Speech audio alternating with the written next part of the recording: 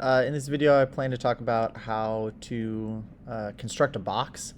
So if you're making a guitar and you want to do like a cigar box guitar, well, you have to have a box, and maybe you don't have someone that drinks or smokes cigar. Well, they don't drink cigars. But I'll show you some basics here. So if you Google maker case, they've got all of these designs that'll just automatically create boxes for you. So I'll do a simple box. Let's say I want it to be, I don't know, I'm just making up numbers, 8 inches wide and only 3 inches tall, but 2 inches deep. I think for what I'm visualizing, maybe I want this to be 6 inches deep, and that's only 2 inches tall. All right, so that's kind of the shape that I have in mind. Now you'll have to play with that, decide what you want. You can think about inside or outside dimensions. If you're using really precise work, you'll have to think about this. The material thickness, that is an important consideration. So we'll need to figure out how thick is the MDF that you're planning to use. I do think 1/8 inch is probably what we're going to make it out of. 1/4 inch is a bit thicker. 1/4 inch it'll feel hefty, which if you're making a box, you probably don't need it to be hefty. Let's see, for us, I think probably a closed box, so that would be an open box, but we want a lid on ours if we were making a cigar box. We want to be able to finger joint these together, so that way it'll slot into each other. You'll have a surface for it to glue up. Now you can either do those big fingers or have lots of these little fingers. That is up to you. I think for this one, I'll just kind of go a medium size there. All right, so I'll download those box plans, and I'll download it as an SVG.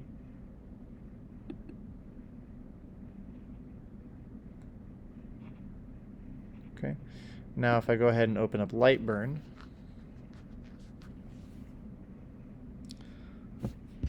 I can import those in.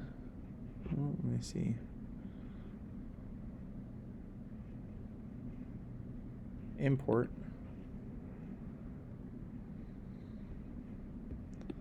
Downloads box. All right. So it nicely kind of tells me where things are. Now, at the moment, they're all grouped up, but maybe I want to arrange them in the laser differently. So I'm going to go ungroup.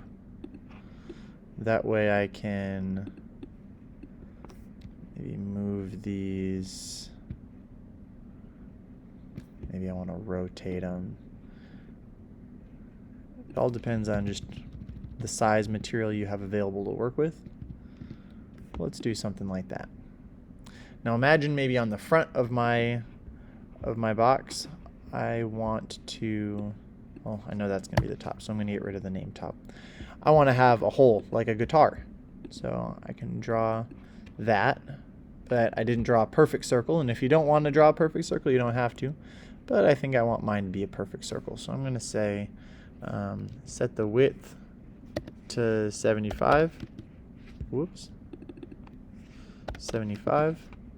But it's still an oval because it's locked. So I'm going to unlock, and I'll set the height to also be 75. Now it's going to be a perfect circle. Now, but see, I'm still off center. Oops. I'm still off center on my circle, right? It's not in the exact center. So I'm going to put it notably off center so that visually when it fixes itself, I know. So I selected it, and then I pressed shift and I selected the other one. Arrange, align centers. So that's right in the center now. Okay. Now, if I were to actually print that, at the moment, it's not planning to tell me where those different pieces go, and I think I'm fine with that because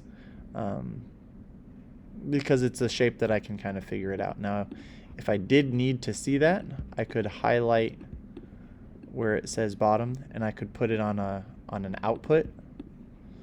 So now if I preview, they would all show up. So that is up to you about if you want to be able to see that or not. This 1295 is going to be the full, like, heavy cut.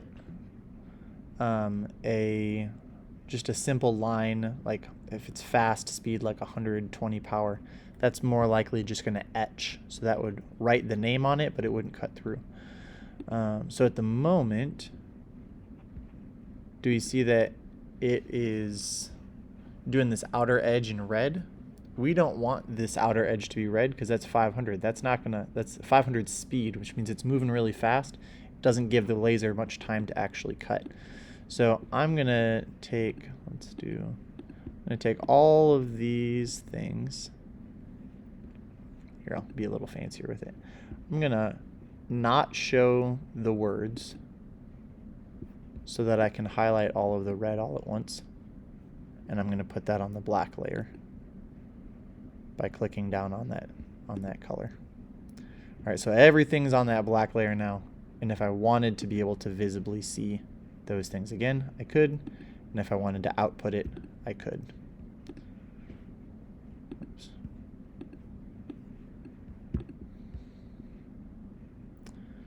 So preview. Let's maybe put some tabs on it. So tabs, automatic.